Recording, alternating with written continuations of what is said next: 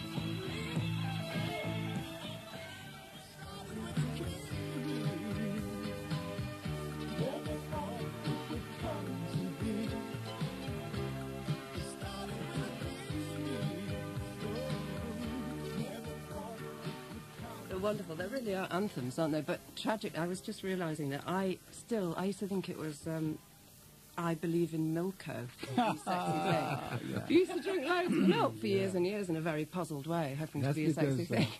I mean, when I sang those songs, I used to wear the tight trousers, and that's the only way I could get up to those notes. Just wearing the trousers. I couldn't reach that. I couldn't make the miracles thing. Like, difficult. In '89, the band split, didn't it? And you retired to a very, very sad life of poker, owning racehorses, going to parties, lonely rides in your Rolls Royce with your gorgeous wife and children, tragic pop tale.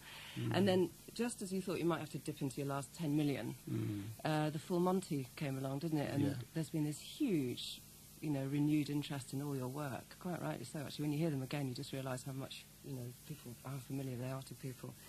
And I suppose you've had to get the loons out of the cupboard again, haven't you?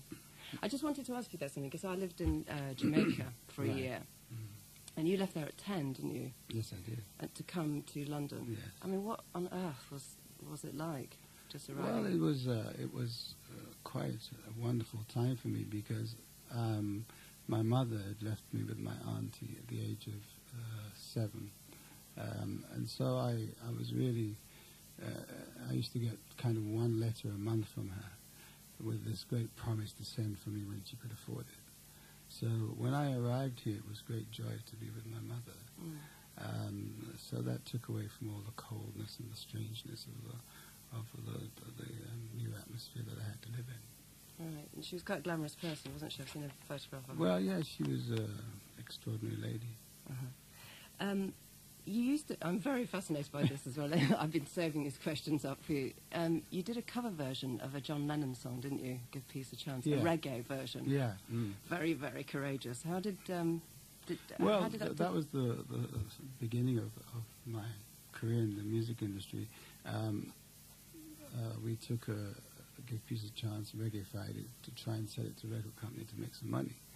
And because I was brand new in the business, I didn't realize that you couldn't change people's lyrics without their permission.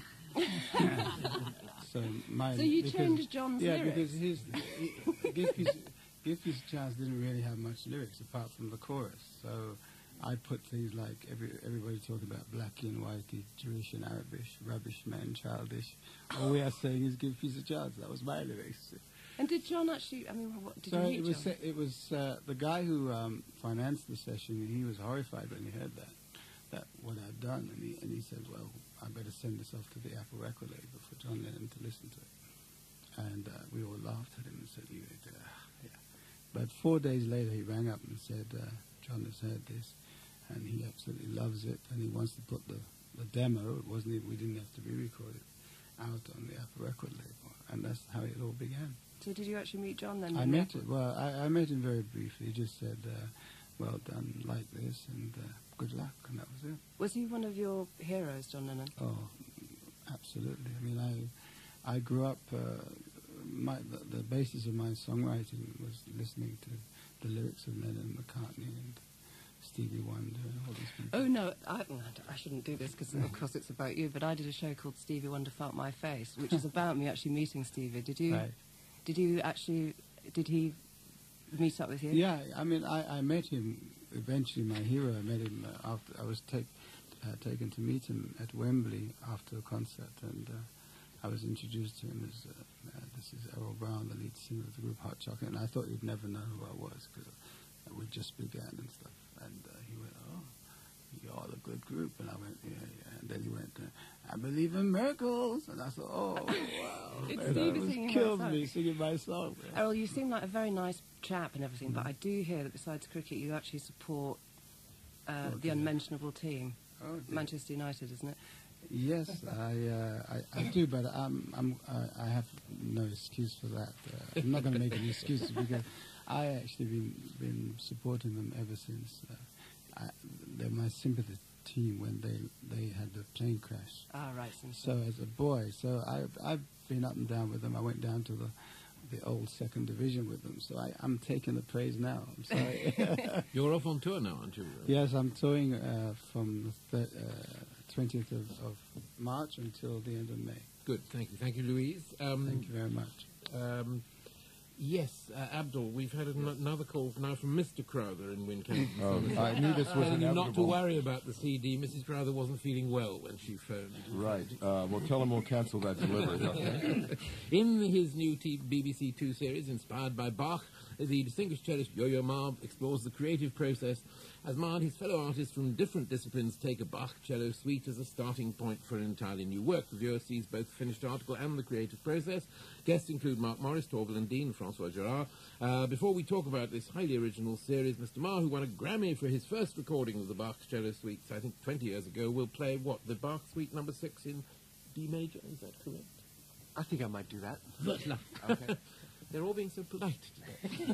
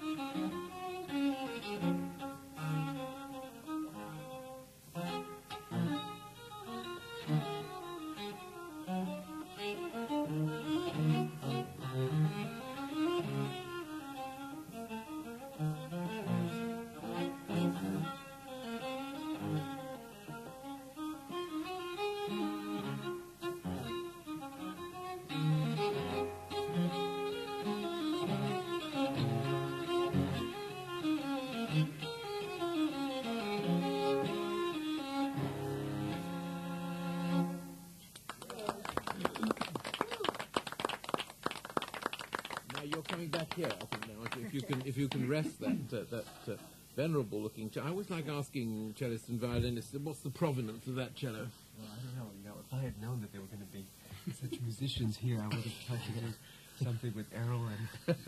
Yes, you're a tango expert too, aren't you? I don't know. Maybe we could do that next time. all right. But Abdul has promised me he was going to write something. Is that right? That's right. We have this on air, on record. We have it on air. We're going to jam, baby. Yeah, exactly. Get Errol to sing to it at the same time. Absolutely. Errol, we got you in on this one, too? For the CD. All right, man. Stop all talking together. You will only irritate people at home. And we better talk about these films. Sort of the starting point was that director Francois Girard's Canadian series of 32 short films about Glenn Gould. He's fascinated by visualizing music, is he not? I don't know whether he's fascinated with visualizing music. I think he just loves music. And I think it's not so much a series about visualizing music, so much as just going into your imagination and thinking that a piece of music lives differently in everybody, and everybody's minds, and if I don't know if Don Ward decides to do something funny with the Bosses, I'm sure you could find a way to do it, and that there's humor, but that really, literally... You'll have to tell us about it, because I took home a tape last night, and I was very much looking forward to it. I got 50 minutes of a very pretty green screen, for something had gone wrong with the tape, and it was very restful looking at this green screen, but didn't give me a very good idea of the That theory. was the one that was trying to visualize That was music. landscape gardening. You've got gardening, architecture, drama, there's a kabuki one, and there's... I can understand Torville and Dean. I mean, we can see that you can skate to cello music, but how do the others work? How do the others work? Well, I think the idea was that if it started off with just thinking, what is a piece of music? And I know it sounds a little strange to talk about this Saturday morning, but a piece of music, if you can find the essence of a piece of music, if you can find the essence of a chicken in the egg, actually, and then you can actually transplant it into different realms, and that in fact, in a choreographer's mind, it would grow differently if you actually get to that essence. And same thing with the garden, one of the oldest, probably one of our oldest art forms, right? And I think that somehow the idea of a piece of music as a metaphor for a garden that you can plant, it can be nurtured and can be renewed. It's something that I think in that sense, well, architecture is one way of expressing ourselves, and in music there are proportions, there's the same kind of materials, materiality, motivic things. So there are lots of connections, and so that's what we're trying to explore. And you're bringing out, or you have brought out, a new CD of these pieces, which you previously recorded when you were, 20 years ago. How different is your approach? What is this venerable maturity that's now settled on your shoulders tell you, which is different about the music? I've slept thousands more hours. But would we hear a difference? Would we hear a difference? Absolutely. I mean, don't you sound different than you sounded 20 years ago? No, I sound and look exactly as I did. It's exactly that full head of hair. One last question, because we've got to get on to the politics with Mark Thomas, but the one quote which I quite like here is, "The private Ma remains private. He reportedly has a wild side that only occasionally shows itself in public." My goodness. Wow. Something about a night on the town in Halloween, or Halloween. Fancy that.